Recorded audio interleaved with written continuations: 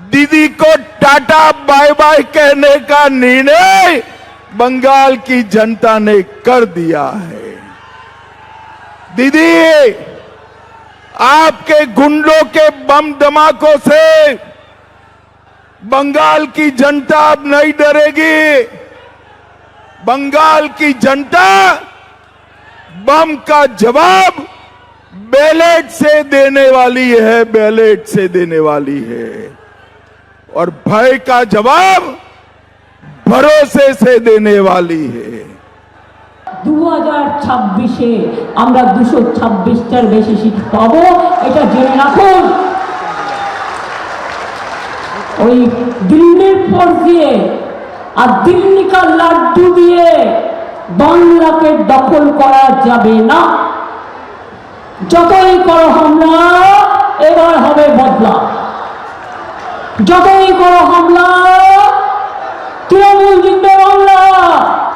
যতই করো হামলা, হবে এসআইআর এর বদলা।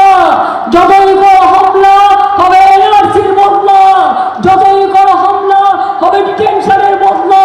যতই করো চক্রান্ত, সবটাই হবে ব্যর্থ। প্রশ্নটা হচ্ছে চতুর্থবার হবে নাকি প্রথমবার হবে, প্রত্যাবর্তন হবে নাকি পরিবর্তন হবে। আমি কৃষাণু মিত্রর কাছে শুরুতেই আসবো। একেবারে দেওয়াল লিখন স্পষ্ট, মানুষের ভরসা আর ব্যালটের জোরে প্রথমবার ক্ষমতা দখল করতে চলেছে, রাজ্যে সরকার গঠন করতে চলেছে 5 তারিখে বিজেপি। আজকে আরেকবার অমিত শাহ প্রচার সভা থেকে দাবি করছেন। না, উনি দাবি তো করলেন, কিন্তু উনার পেছনের দেওয়ালটা তো পয়সা দিয়ে উনার পার্টি করেছে, সেখানে পুরোটা তার সিম্বলটা হলো না, অনেকটা খালি রয়ে গেল। নিজেদের ভাড়া করা পয়সা দিয়ে দেওয়াল লিখেও সেটাতে পুরোটাতে সিম্বল থাকছে না, অর্ধেকটাতে গেরুয়া রং করে সেটাই শেষ করে দিচ্ছেন। উনি বুঝতে পেরে গেছেন, ভাষণ দিতে হয় দিচ্ছেন, যে নিজেদের দেওয়ালটাতেই যারা নিজেদের সিম্বলটা পুরোটা আঁকতে পারেনি, তো তারা আবার অন্যের কি দেওয়াল পড়বে। এখন ব্যাপারটা হচ্ছে, উনি যে ভয়ের কথা বলছিলেন, হ্যাঁ, ভয় দিয়েই তো উনি রাজনীতিটা বাংলাতে শুরু করার চেষ্টা করেছিলেন। ইডি, সিবিআই, এনআইএ, এইগুলো কি ভয়ের অস্ত্র? ইনকাম ট্যাক্স ভয়ের অস্ত্র। এইগুলো তো কেউ কোনো দুর্নীতি উন্মোচন করা বা কোনো মানুষকে দুর্নীতির দায়ে তাকে দোষী সাব্যস্ত করা একটাও করতে পারেননি। সারা ভারত জুড়ে 25 জন এরকম নেতার বিরুদ্ধে করেছিলেন, 23 জন উনার দলে গিয়ে একদম ওয়াশিং মেশিনে পরিষ্কার হয়ে গেছে।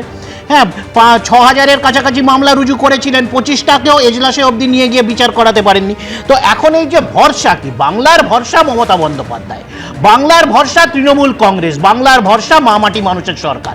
তো বাংলা তো তার রায়, তার মনোবাঞ্ছনা তো স্পষ্ট করেছে, বারবার করেছে, পুনরায় করছে। যত জায়গায় যাচ্ছে বাংলা তো ভরসা কার উপর রেখেছে। আজকে এই তো উত্তর বাংলা নিয়ে প্রধানমন্ত্রী এতগুলো মিথ্যাচার করলে, মানুষ তো তার অভিজ্ঞতায় দেখেছে যে উত্তর বাংলায় বন্যা, উত্তর বাংলার বিভিন্ন দুর্যোগের সময় কারা পাশে ছিল। নেত্রী স্বয়ং কলকাতা থেকে উড়ে গেছেন, সেখানকার উদ্ধার কার্যতে তিনি দাঁড়িয়ে থেকে সেইগুলোকে মনিটর করেছেন। আজকে ব্রিজ থেকে, রাস্তা থেকে মানুষের দুর্যোগ, খাওয়ার অভাব সব পাশে দাঁড়িয়ে করেছিলেন। নিঃসন্দেহে তার কৃষাণু মিত্রের উত্তর শঙ্কুতে পণ্ডা দেবেন, কিন্তু আমি কৃষাণু মিত্রকে এইগুলো স্মরণ করিয়ে দেবো সমানভাবে যে তৃণমূলের যে নেতা, বিধায়ক এবং মন্ত্রীদের একেবারে দুর্নীতির অভিযোগে জেল যাত্রা পর্যন্ত হয়েছিল, তাদের টিকিট শুধু নয়, তাদের একেবারে পাশে দাঁড়িয়ে ক্লিনচিট পর্যন্ত দিয়েছেন। এমনকি এইটা পর্যন্ত হয়েছে যে একরাশ অভিযোগ তুলে বিজেপিতে যাওয়ার পর আবার তাদের ফেরানো হয়েছে তৃণমূল কংগ্রেসে একেবারে সসম্মানে। এই অভিযোগটা পর্যন্ত রয়েছে, তার বিরুদ্ধে স্বয়ং তৃণমূল নেত্রী তদন্ত করার পর্যন্ত হুঁশিয়ারি দিয়েছিলেন। কিন্তু প্রশ্ন হচ্ছে যে জিতবে শুধু নয়, শঙ্কু, সব থেকে বেশি আসন মিনিমাম 226টা এবার তৃণমূল কংগ্রেস পেতে চলেছে, মমতা বন্দ্যোপাধ্যায় বলছেন। দেখুন, আমার মনে হয়েছে যে মমতা বন্দ্যোপাধ্যায় নিজেও এবার একটু আতঙ্কিত যে ক্ষমতায় তিনি ফিরবেন কিনা। সেই জন্যই ভোকাল টনিক তাকে দিতে হচ্ছে। আসলে ভবানীপুরটা আগে উনি জিতুন, তারপরে উনি 226টা নিয়ে চিন্তা করবেন। যিনি ভবানীপুরেই জিতবেন না, তিনি 294টা কেন্দ্রে নিজে প্রার্থী হয়েছেন, কি করে দলকে ক্ষমতায় জিতিয়ে আনবেন সেই নিয়ে আমরা দৃঢ় সন্দেহ প্রকাশ করছি। কারণ মানুষ সিদ্ধান্ত নিয়ে নিয়েছেন। চারিদিকে আপনারা যা ফিডব্যাক দেখতে পাচ্ছেন, তৃণমূল কংগ্রেসকে খুঁজতে হচ্ছে, ওনার সবাই লোকজন হচ্ছে না। আমি সেসব বিতর্কে যাওয়ার আগে আমি একটি কথা খুব স্পষ্ট করে বলতে চাই। দেখুন, তৃণমূল কংগ্রেস তারা যে ক্ষমতায় আসবেন না এটা বুঝে গেছেন বলেই আজকে কিন্তু মমতা বন্দ্যোপাধ্যায় খুব নির্দিষ্ট করে হচ্ছে এই নাম্বারটা তাকে বলতে হচ্ছে। এর আগে কখনো তাকে এই ধরনের নাম্বার বলে ক্যাম্পেইন করতে হয়নি, তিনি কনফিডেন্ট থাকতেন। কিন্তু আপনি দেখবেন যে যেদিন প্রার্থী ঘোষণা হয়েছিল সেদিনও তিনি নাম্বার বলতে তার ভেতরে কুণ্ঠাবোধ ছিল। আজকে বাধ্য হয়ে এটা বলছেন কেন? কারণ তিনি বুঝেছেন যে অভিষেক বন্দ্যোপাধ্যায় বারে বারে বলেছেন, মমতা বন্দ্যোপাধ্যায় বলেছেন 26-এ 226, একেবারে 50-এ বিজেপিকে আটকে দেওয়া। অভিষেক বন্দ্যোপাধ্যায় নিজে একাধিকবার সেই সংখ্যা দিয়েছে।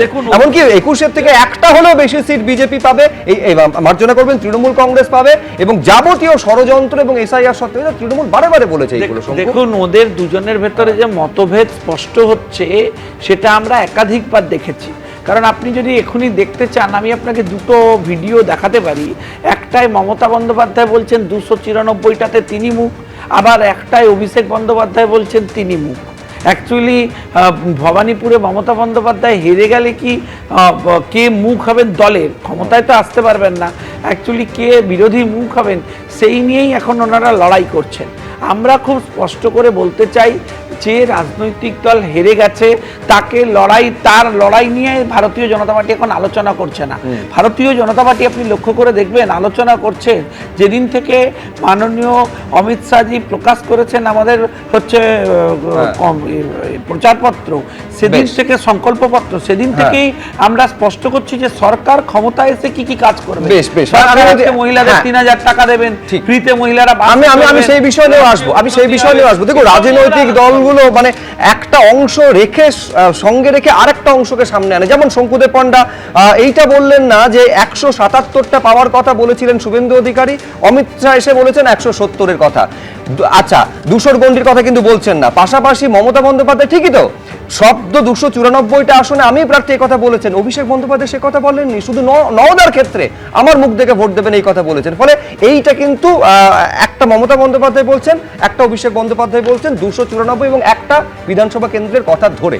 চয়ন ভট্টাচার্য, দেখুন কে কি বলছেন তো আমরা শুনলাম। আপনারা কি বিষয়টা হচ্ছে যে আমরা তো পরিষ্কার কথা বলছি যে দুটো দলই আরএসএস এর প্রোডাক্ট, কাজেই দুটো দলই যদি তাদের মতো করে ন্যারেটিভ নামাক অসুবিধা কিছু নেই। কিন্তু আমাদের কথা কি জানেন তো, আমি দুটো প্রসঙ্গ আমি আনছি।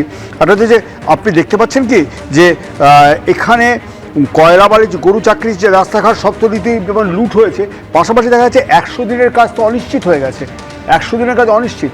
এবং আরএসএস যেমন একটা প্ল্যানিং নিয়ে বিজেপিকে দিয়ে করাচ্ছে, দলিত মুসলিমদেরকে একদম কোণঠাসা করে রাখার যে এসআইআর এর মতো ইয়ে করেছে, 27 লক্ষ মানুষের ভোটাধিকার নিশ্চিত হলো না আজকেও, নিশ্চিত হবে। আমরা আরএসএস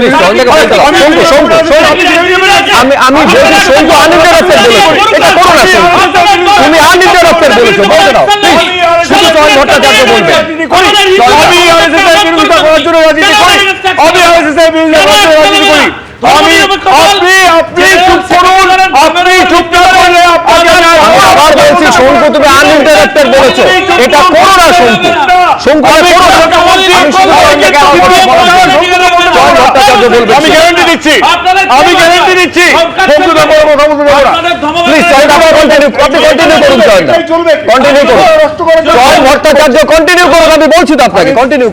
আপনি বলছেন শঙ্কুত বলতে দিচ্ছেন না যে নির্দিষ্টভাবে আইএসএফ প্রার্থী আমাদের যিনি বসিরহাট উত্তর কেন্দ্রের প্রার্থী তাকে আজকে হুমকি ধমকি দেওয়া হয়েছে, আমাদের কর্মীরা অবরোধ করছেন। বিষয়টা অন্য জায়গায় চলে যাচ্ছে। এই যে ধমকির রাজনীতি যেটা করছে ইলেকশন কমিশন, কার্যত প্রায় দাঁড়িয়ে দেখছে। আমরা দেখতে পাচ্ছি দুটো দলই এই নানা রকম কথাবার্তা বলছে বটে, কিন্তু চোরাগোপ্তা যে হুমকি সেগুলো আমরা আপনাদের শুরুই তো বসে আলোচনা করেছি। এবিপি আনন্দ, এগিয়ে থাকে, এগিয়ে রাখে।